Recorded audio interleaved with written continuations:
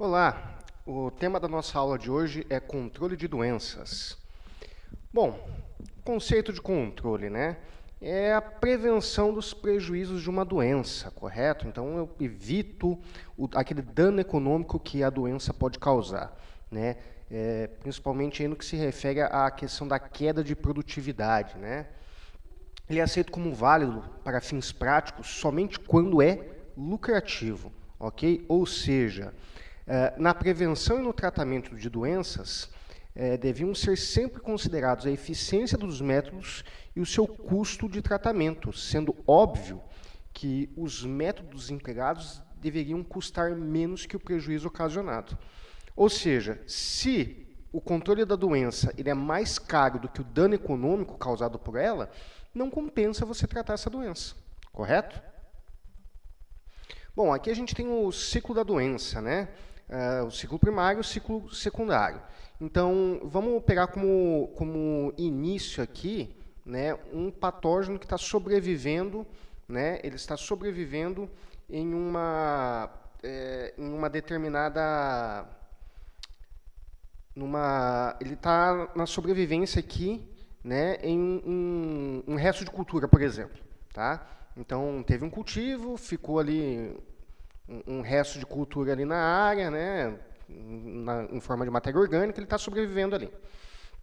Então, com uma condição favorável, ocorre a disseminação dessa doença, né, consequentemente, a infecção da planta, né, o patógeno ele é depositado ali, ele cai sobre uma folha, por exemplo, e aí inicia-se o processo de colonização. Tá? Então, ele vai colonizar a planta e se estabelecer ali, causando a sintomatologia da doença, causando sintomas. Né? Ele começa a se reproduzir, né? Porque, afinal de contas, ele quer sobreviver, e aí ele vai ali para a sobrevivência no ciclo primário. Tendo um ciclo secundário, então, da reprodução, né? Se eu tiver todas as condições favoráveis referente a clima, né? Então, clima e é lógico hospedeiro, ele vai direto, né, para disseminação e reinfecção da cultura. Né? Então, ele não passa pela sobrevivência. Então, eu posso ter esses dois ciclos. Vamos falar um pouco sobre os princípios de Wintzel. Então, dentro dos princípios de Wintzel, nós temos a exclusão, que é a prevenção da entrada de um patógeno numa área ainda não infestada. Temos a erradicação, que é a eliminação do patógeno de uma área em que foi introduzido, a proteção, que é a interposição de uma barreira protetora entre as partes suscetíveis da planta e o inóloco do patógeno, antes de ocorrer a deposição. Então, eu vou trabalhar ali com uma proteção, né, que impeça o estabelecimento das relações parasitárias. Né? Temos a imunização, que é o desenvolvimento de plantas resistentes ou imunes, ou ainda, né, o desenvolvimento por meios naturais ou artificiais de uma população de plantas imunes ou altamente resistentes, em uma área infestada com o patógeno. Temos também a terapia, que visa restabelecer a sanidade de uma planta com a qual o patógeno já estabelecera uma íntima relação parasitária. Né? Então, a terapia é a parte curativa ali. Né? E os princípios estão baseados nos ciclos das relações patógeno-hospedeiro. Tá? Então, para doenças bióticas, então nós temos ali a exclusão, que atua diretamente na disseminação, a erradicação, que atua na sobrevivência, a proteção, que vai atuar na deposição e na penetração, a imunização, que vai atuar na infecção e colonização, e a terapia após a infecção, ou seja, com a doença já estabelecida. Eu vou tentar curar essa planta, reestabelecer suas condições de sanidade. Então, temos aqui, né, o gráfico, né, a disseminação, né? Então, a exclusão atua aqui na disseminação, a proteção atua na infecção, colonização e reprodução, né? A imunização aqui, né, depois da doença já doente, né? A terapia, né, então aqui na colonização e reprodução, tá? E a erradicação na sobrevivência. Triângulo da doença, né? Então, os princípios de regulação do triângulo da doença.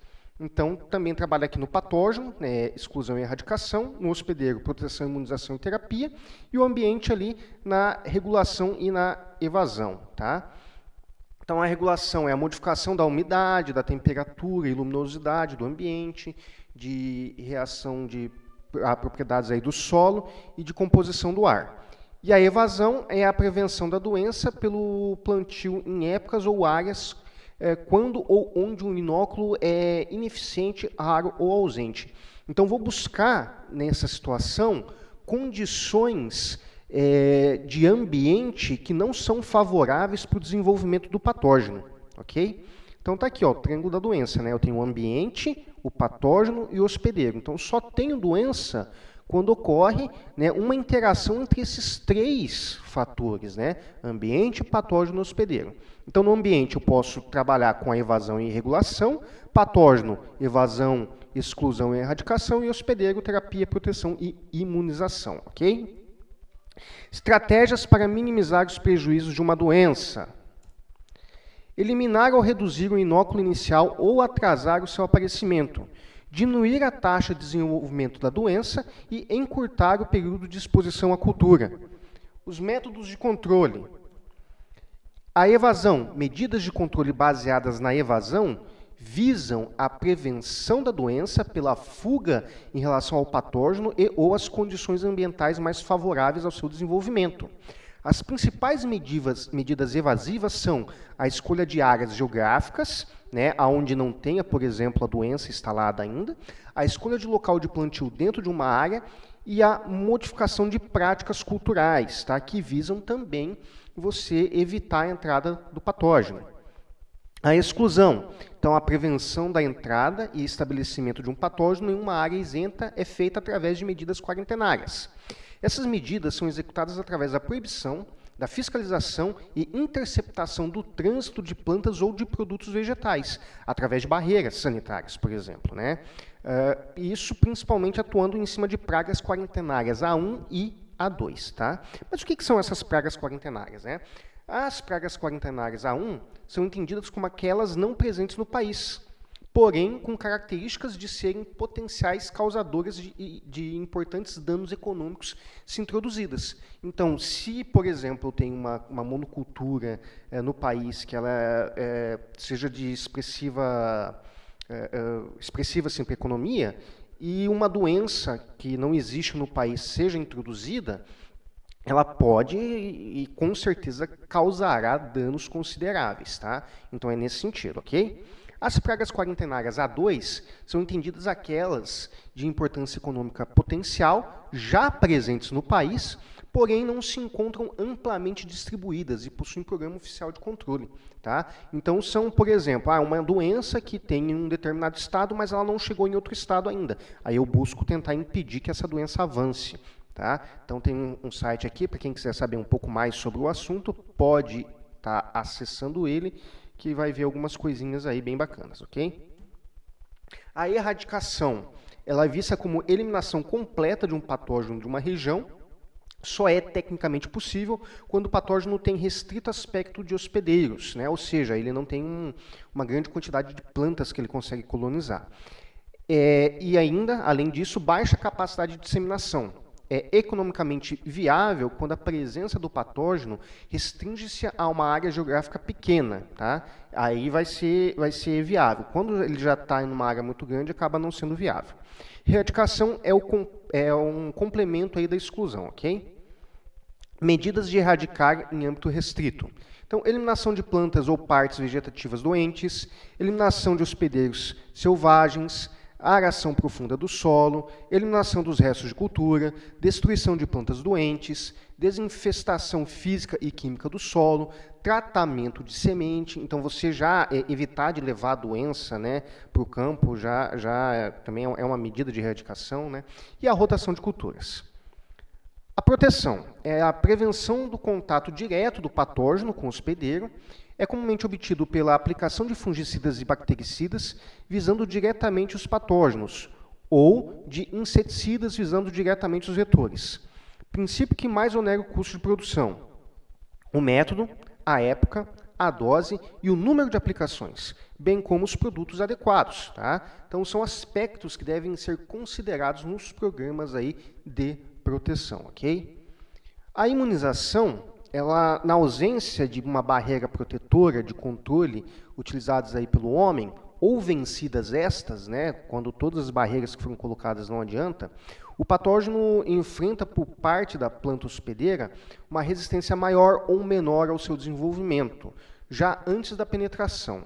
Na penetração, nas fases subsequentes do processo de doença, na extensão dos tecidos afetados e na produção do inóculo, ou seja, é a resistência ali que a planta oferece naturalmente, como se fosse nós, né? Para a doença se instalar no nosso corpo, ela vai enfrentar uma série de barreiras que são impostas pelos nossos corpos, né?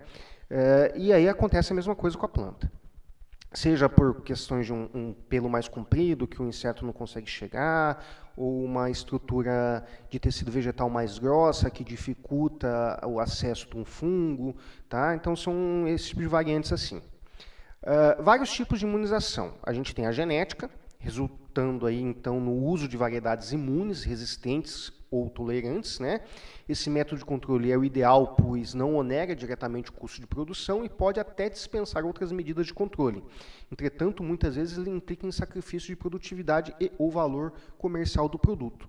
Que geralmente uma planta mais resistente a uma determinada doença, ela não é necessariamente a mais produtiva, a que produzem frutos maiores, com uma coloração melhor, mais saborosos, com um odor mais agradável. Então, quase sempre é ao contrário, né? Se ela é resistente, ela não tem características comerciais tão atrativas. Se ela tem características comerciais muito atrativas ou muito produtiva, ela não é tão resistente. Temos a imunização química, né? A imunização de plantas através de substâncias químicas, né? de veneno. A biológica, que é a utilização de biocontroladores ou plantas repelentes. A terapia. Uma vez a planta já doente, o último princípio de que se pode lançar mão é a terapia ou a cura, isto é, a recuperação da saúde mediante a eliminação do patógeno infectante ou proporcionando condições favoráveis para a reação do hospedeiro, ok? Então, exemplos de métodos terapêuticos. O uso de fungicidas sistêmicos, e no caso de algumas doenças, como o wilt, também de fungicidas convencionais, com a consequente recuperação da planta doente. Cirurgia de lesões em troncos de árvores, por exemplo. Controle cultural e rotação de cultura. Então, o controle cultural das doenças consiste basicamente na manipulação das condições de pré-plantio e durante o desenvolvimento da planta. Tá? Então, o objetivo do controle cultural é reduzir o contato entre o hospedeiro suscetível e o inóculo viável de maneira a reduzir a taxa de infecção e subsequente processo de doença. Tá? Então, vou tentar restringir no máximo possível as condições que fariam com que a minha planta ficasse doente. A rotação de cultura.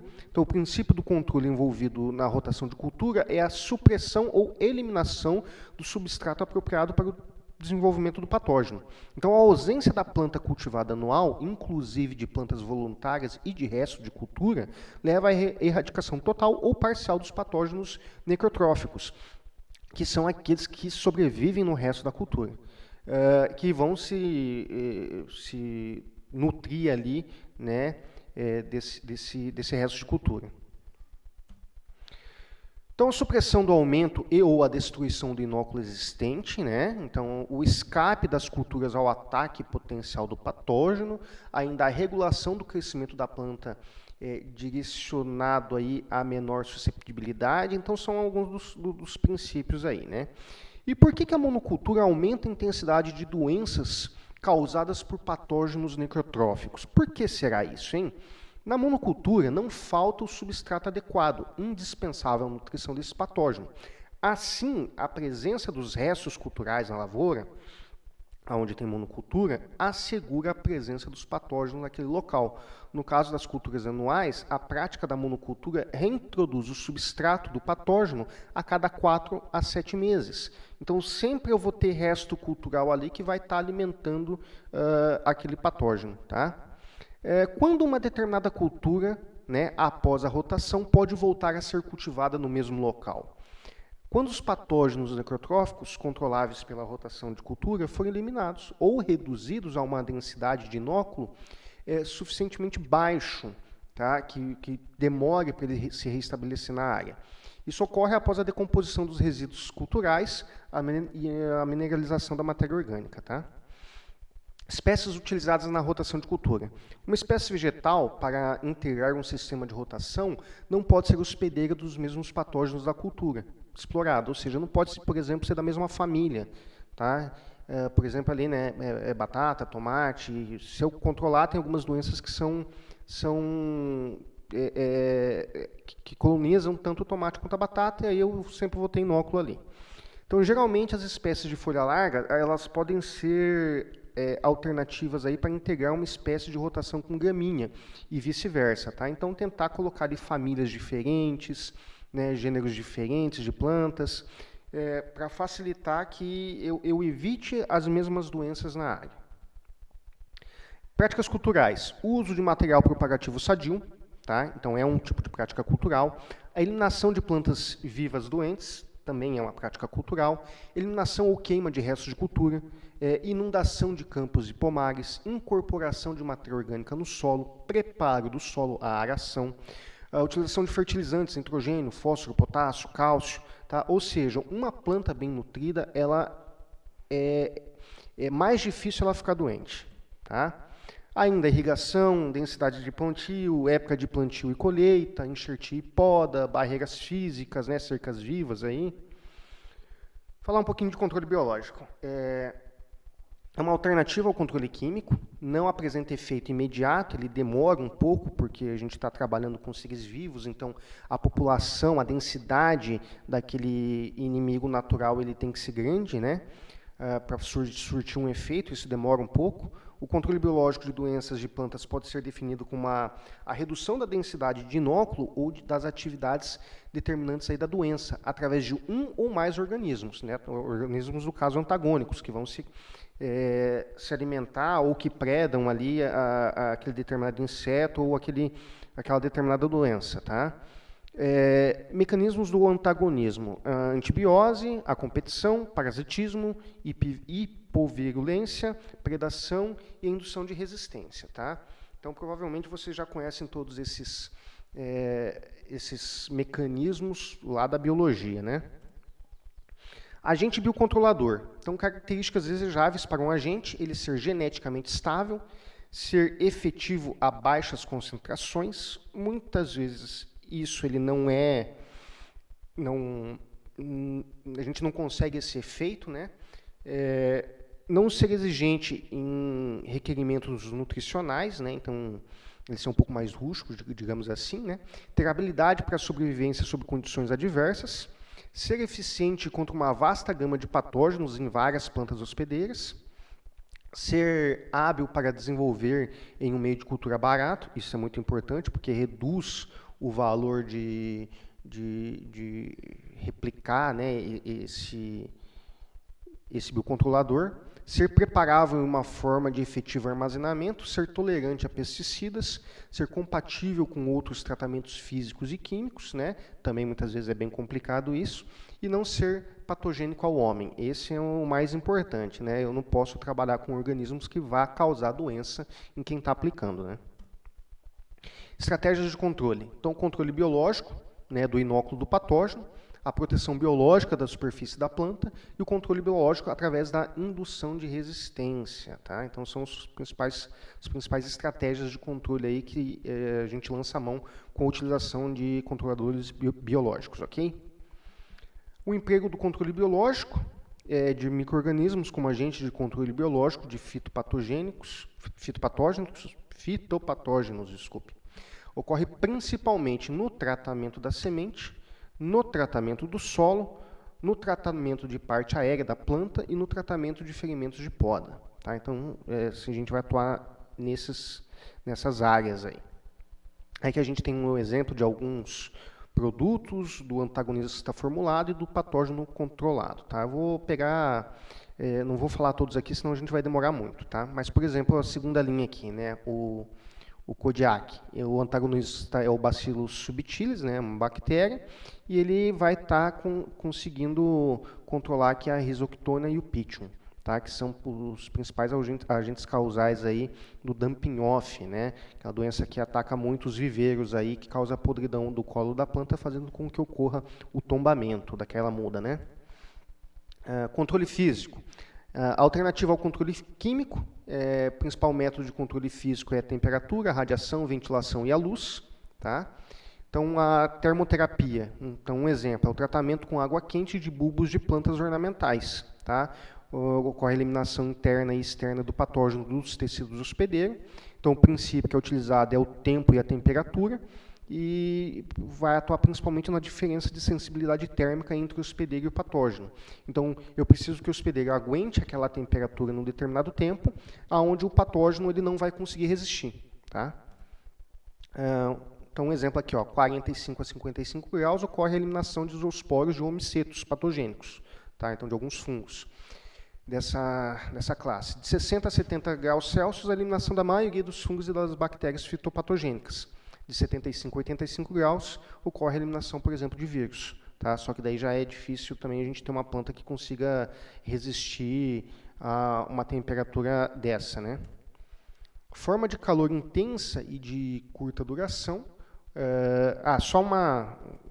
Nessa situação de temperatura aqui, por exemplo, eu posso fazer esterilização de substrato, tá? Que daí também funciona, é bacana. Não é diretamente na planta, mas eu consigo fazer eliminação ali de um substrato ou de um recipiente que vai receber muda, por exemplo, né, ou de um equipamento que eu possa usar para fazer uma poda, uma enxertia e evitar a transmissão da doença também.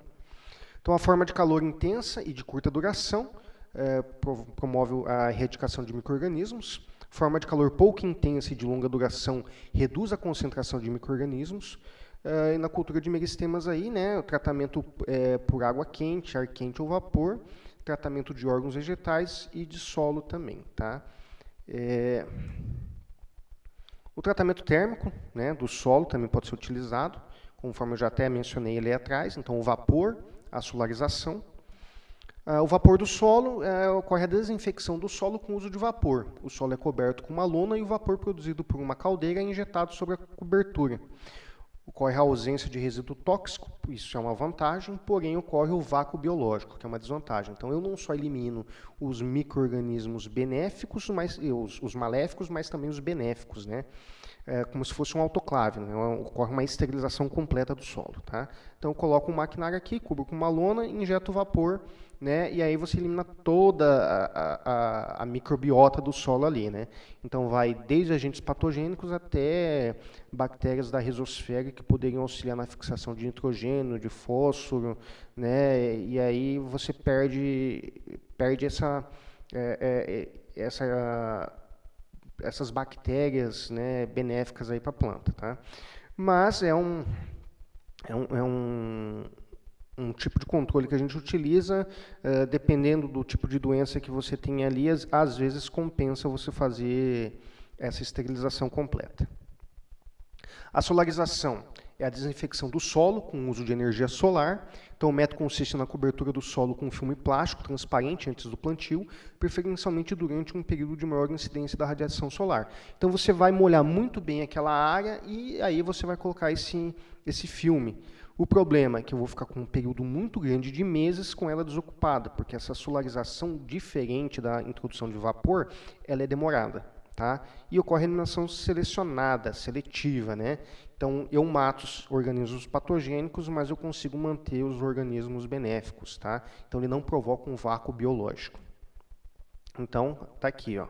Então, eu vou cobrir, né, a minha área, molho muito bem a área, cubro com esse plástico filme e eu vou deixar isso aqui fechado ali por alguns meses, tá? E aí ele vai eliminar esses organismos fitopatogênicos. Tá? Então, mais um exemplo aqui.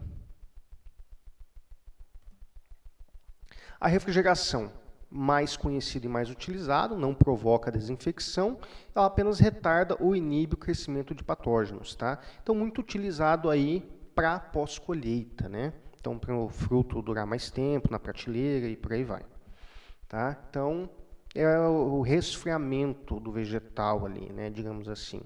Então, eu pego ali a ervilha, brócolis, batata, então você congela, é um pré-processado, né? ou produtos totalmente processados, e aí você vai disponibilizar ali, esse produto vai ter um tempo de prateleira muito maior. Então aqui, né, a utilização de caminhão com câmara fria também, né. Comprimento de onda, é a absorção de luz ultravioleta, né, ela vai barrar a passagem de comprimentos de ondas menores que 390 nanômetros. Ocorre o controle de doença nas cascas de vegetais, a absorção de raios infravermelhos, a manutenção de temperatura interior e a redução da umidade relativa do ar. Ele provoca como se fosse o efeito estufa, né? Então, eu tenho as ondas curtas aqui, né? Os raios infravermelhos, as ondas curtas aquecem o chão, o ar aquecido sobe na estufa, né? E sai as ondas longas aqui, tá? Controla algumas doenças nesse sentido, mas você tem que ter um ambiente mais controlado ali, tá? Porém, a demanda por água ali acaba aumentando por conta da temperatura. A radiação. Em processamento de alimentos, a radiação ionizante é utilizada principalmente para eliminação, né, para eliminar ou reduzir a população de micro-organismos e de insetos para inibir a germinação de bulbos e tubérculos e para retardar a maturação e senescência de frutas aí, né? Então pode ser utilizado o cobalto 60, o césio 137, ocorre a danificação do DNA ali, né? E controla muito bem essas doenças pós-colheita. Temos também um outro método, né, a liofilização industrial, destinada a processamento de alimentos, que tem como base retirar a água do alimento, então não tem água, difícil do desenvolvimento de doenças ali, né. O controle químico, que ele é eficiente, economicamente viável, ele garante altas produtividades e qualidade do produto. Mas essa qualidade é questionável, digamos assim, né, porque dependendo de como se usa esses produtos químicos, você pode ter altas concentrações de produtos que são nocivos à nossa saúde, né? Principalmente se não são respeitados os períodos de carência, né? E aí você está consumindo um produto que ele não tem uma doença, mas em contrapartida ele está cheio de produto químico ali que vai também fazer mal para a tua saúde. Então, grupos químicos aí, né? Nós temos os agroquímicos, né? Ou defensivos agrícolas, ou também conhecidos como veneno, né? Os fertilizantes e os pesticidas aí. Tá? Então, fertilizantes utilizados no controle de doenças fisiogênicas, né? Ou seja, aquela sintomatologia de deficiência de algum nutriente. Então, utilizado aí para controle de deficiência de crucíferas, podridão estilar de tomateiro, diminuição de pH, né, para controle de sarna da batata. E ele atua no princípio da regulação, né, manter a planta bem nutrida para evitar uma doença abiótica, né, por deficiência de algum nutriente. Pesticidas, então são os inseticidas e acaricidas. Eles vão trabalhar diretamente combatendo os vetores. Então, matar os vetores atua então no princípio da exclusão. Os fungicidas, bactericidas e nematicidas na erradicação, né, eliminar esses organismos, e os herbicidas na erradicação também, eliminar as plantas invasoras ali da área. Grupos de produtos. Então, os fungicidas são divididos em erradicantes ou de contato, protetores ou também residuais, né, curativos ou terapêuticos. Os erradicantes atuam diretamente no patógeno, diminuindo a fonte de inóculo e têm boa eficiência. Pode ser utilizado no solo, na semente, né, ou um tratamento aí de inverno. Os erradicantes, então eles têm características de serem produtos voláteis, altamente tóxicos, ou seja, são biocidas, né, eles eliminam a vida. Cobertura superficial impermeabilizante, né, eles fazem aquela proteção. Tem custo alto, tá, e pouca utilização aí nos canteiros, tá. Fungicida de solo, então a gente tem o brometo de metila, o formol, a cloropicrina, o dazomete, o metansódium. Fungicidas de semente, nós temos o tiran, o capitã, o benomil, o tiabendazol, o ácido sulfúrico. Os protetores aí, aplicados na parte suscetível do hospedeiro, ele forma uma camada protetora também, ele afeta grande número de processos vitais desses fitopatógenos, e eles não são sistêmicos, tá? Eles podem ser utilizados aí, né, em pulverizações, né, fungicidas protetores devem ter uma boa deposição, uma boa distribuição, uma boa aderência, uma boa cobertura e uma boa tenacidade, ou seja, ele deve persistir, né, no campo por um tempo maior, para que ele consiga pegar várias etapas ali, né, vários patógenos, né. O uso, né, culturas de campo, tratamento pós-colheita, tratamento de sementes. Continuando os protetores aí, fungicidas, culturas no campo. Então, posso utilizar enxofre, produtos cúpricos, né, à base de cobre, ditiocarbamatos, etilenobisditiocarbamatos, compostos aromáticos, compostos heterocíclicos nitrogenados. Tá? Então, vamos ver alguns agora. O enxofre controla o ídio e ácaro, ele controla a sarna da macieira, podridão parda do pessegueiro e cercosporiose do amendoim. Fitotoxicidade mais pronunciada em curcubitácea e sob condições de temperaturas elevadas, acima de 26 a 30 graus, que se traduz na queima das folhas, desfolhas e diminuição da produção. Tá? Então, observem que um produto que, se utilizado em uma dose muito alta, ele pode dar uma toxicidade também. Tá? Ele tem baixa toxicidade, utilizando na dose recomendada, e tem um baixo custo. A cauda bordaleza pode ser fitotóxica, principalmente a plantas aí das curcubitáceas, rosáceas, solanáceas e crucíferas, particularmente em tecidos jovens e em baixas temperaturas. A fitotoxicidade manifesta-se na forma de manchas em frutos, como em rosáceas frutíferas, queima e desenvolvimento retardado da folhagem de curcubitáceas, transpiração excessiva que leva à seca de algumas culturas olerícolas e queda de flores do tomateiro. O tiram, aí a molécula é essa aqui, né, o tetrametiltiuran, ele é um protetor de parte aérea e principalmente aí também de sementes. Tá? Tem o ferban, que é o dimetildiocarbamato férrico, ele vai atuar aí para controle ali em frutíferas e ornamentais. Ele controla a ferrugem, antracnose, sarna da rosácea e podridão parda do pessegueiro. Tem boa ação contra agentes de milho, antracnose, de hortaliças e mofo cinzento do fumo. Tá? Temos o Ziran. Eu não vou mais falar os nomes completos aqui da molécula, tá? Mas está aqui para vocês conhecerem. Ele tem um grande poder residual. Ele permanece muito tempo ali no fruto, né? Ou na planta. Ele é recomendado no controle de grande número de doenças de hortaliças, particularmente o milho e a antracnose. O Zineb, ele é utilizado em hortaliças e frutas devido ao seu amplo aspecto de ação antifúngica. Ele é muito utilizado para milho, né? O Maneb também controla milho. Aí nós temos aqui, né, protetores heterocíclicos nitrogenados, o Captan. Ele é utilizado para doenças em frutas, hortaliças e plantas ornamentais, doenças de maçã, pera, pêssego, ameixa, morango e uva. Ineficiente contra milho ou de ferrugem. Tá? Utilizado no tratamento de sementes, protegendo contra Pitchum e Isoctônia, os dois mais importantes agentes causáveis do dumping off, como eu já mencionei ali atrás. O Folpet, então ele controla a mancha preta, o íldio da roseira e podridão parda do pessegueiro, a sarna da macieira, antracnose e milho em curcubitáceas. Tá? O Direne, ele controla doenças do tomateiro, da batata, do aipo. Ele tem um amplo aspecto de ação fungitóxica, né? Então ele é muito utilizado para controle de fungos. Controla eumitosporiose, fusariose e risoctoniose. Okay? E aí a gente tem os curativos, né, direcionado ao patógeno, atua no estabelecimento das relações parasíticas. São fungicidas sistêmicos, né, mais eficientes aí. Ele trabalha na proteção e na imunização. Eu uso o princípio erradicante, né, e ele é utilizado em sementes, solo e na planta, ou seja, nas folhas. Então nós temos os fungicidas aí, né, o carboxamidas, benzimidazóis, dicarboximidas, inibidores de biossíntese de esteróis, inibidores de homicetos, inibidores de biossíntese de melanina, fosforados orgânicos e os antibióticos. Okay?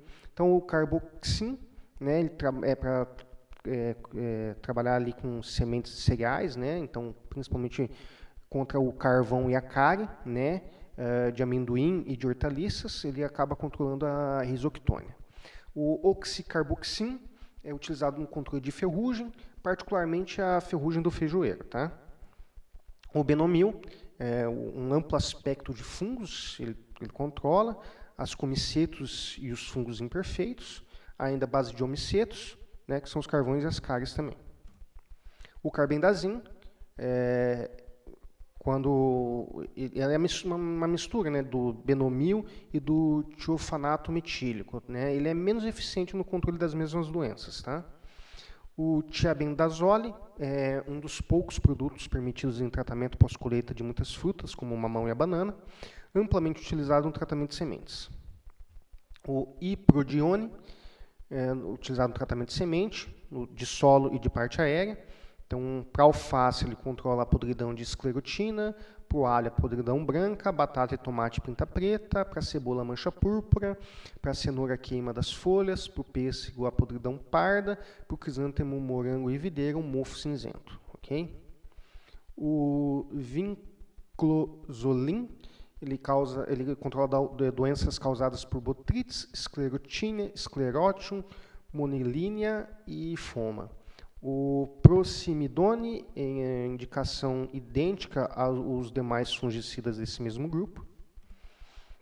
E aí temos o bitertanol, que ele é recomendado para a ferrugem do gladiolo e da sarna da macieira. Gladiolo é essa planta aqui, tá? Dessas florzinhas bonitas aqui. A sarna da macieira, tá? Então controla também. O ciproconazole, ele é utilizado para a ferrugem do cafeiro. Inseticida difulfoton, né, especial para controle de ferrugem e bicho mineiro do cafeiro também, tá? Então, observem que, apesar da disciplina ser sobre olericultura, a gente está dando um apanhado geral dentro dessa parte de controle químico, né, não só de hortaliças, tá? O tebuconazole é utilizado em doenças de cereais, particularmente trigo, ferrugens, eumitosporioses, septorioses, oeiros, giberela e brusone, tá? Então, brusone para arroz. O propiconazole, doença de amendoim, cercosporiose, banana, cigatoga, o café, ferrugem, seringuela, o mal das folhas, cevada e trigo, a eumitosporiose, septoriose, o iodo e a ferrugem, ok? Triadimenol, travou a língua aqui. Então, utilizado ali em sementes cereais, né, cevada e trigo, visando o controle de cáries, eumitosporioses e oídios. O triadimefon, utilizado em ferrugens aí na cultura de café, trigo, alho e gladiolo. O oídio em curcubitáceas e de cereais de inverno, tá? E aí no controle da sarna da macieira também. O difulfoton para ferrugens e bicho mineiro do cafeiro. O tridemorf para oídios, curcubitáceas aí, e cereais, né? O triforine para sarna da macieira, ferrugem da roseira, oídio em geral. O propamocarb, tratamento radicante de solo e protetor de sementes em plântulas, né? Ele vai principalmente ali controlar Pythium e Phytophthora. O Cimoxanil, requeima da batata do tomateiro, míldio da videira, requeima e cancro estriado do painel da seringueira, tá? O Metalaxil, requeima da batata do tomateiro, míldio da videira e da roseira, requeima de seringuela, da seringueira, desculpa. O Efosite é verdadeiramente sistêmico, tá? Esse é um produto bem, né, atua no sistema inteiro da planta ali. Ele controla a Phytophthora em abacaxi, abacate e citros. O BIM é utilizado para controle da brusônia do arroz, mas sem efeito sobre outras doenças da cultura. O Pyroquilon é tratamento de sementes de arroz e de trigo para controle de brusônia. O IBP, né, para controle de brusônia de arroz. O Pyrasophos, controle de oídio, curcubitáceas, frutíferas e ornamentais. Não é absorvido pela raiz, não podendo ser aplicado via semente ou solo, só na parte foliar. Eureomicina ou clortetraciclina. Ele é do grupo das tetraciclinas, menos eficiente do que os streptomicina, né? É utilizado no tratamento de semente de crucíferas, então controla bactérias, né? Antibiótico. Ele controla as bactérias aí do grupo das xanthomonas campestres, né? Xanthomonas causam várias doenças que atacam folha, caule, causam mancha em frutos, tá? Principalmente ali, assim, também em maracujá e em outras culturas. A blasticidina é sistematicamente ativo contra bactérias e fungos. A Pyricularia oryza, né, que é o agente causal da brusônia do arroz. A ciclohexamida, eficiente contra oídos em plantas ornamentais e ferrugem do pinheiro branco.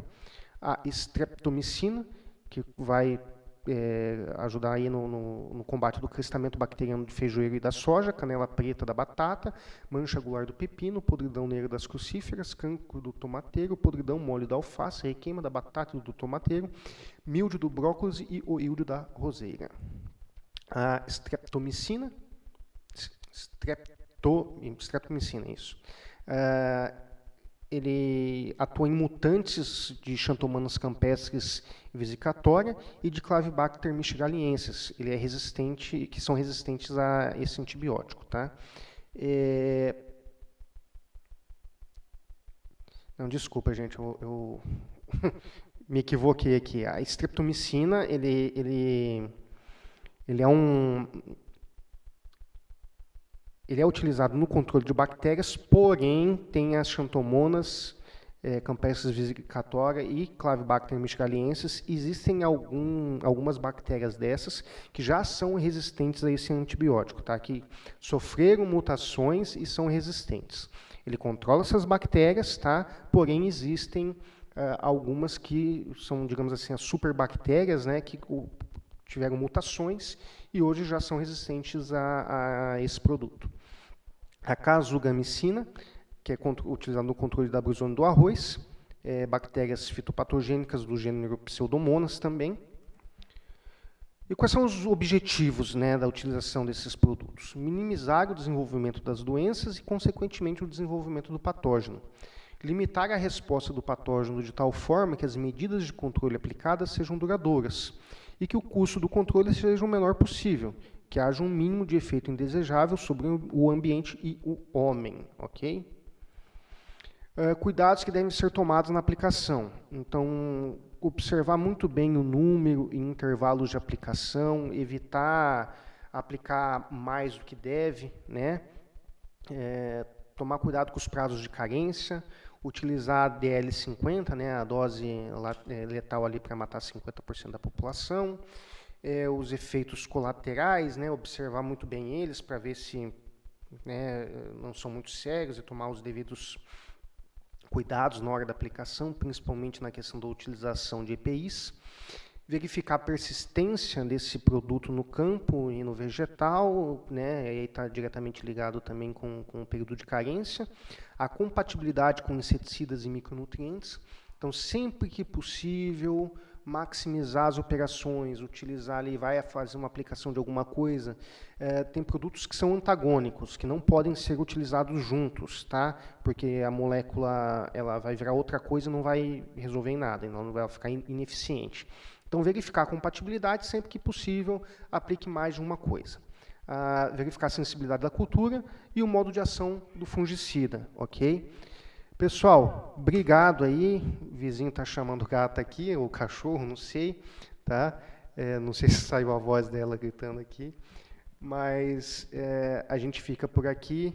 Valeu, até a próxima, pessoal. Obrigadão.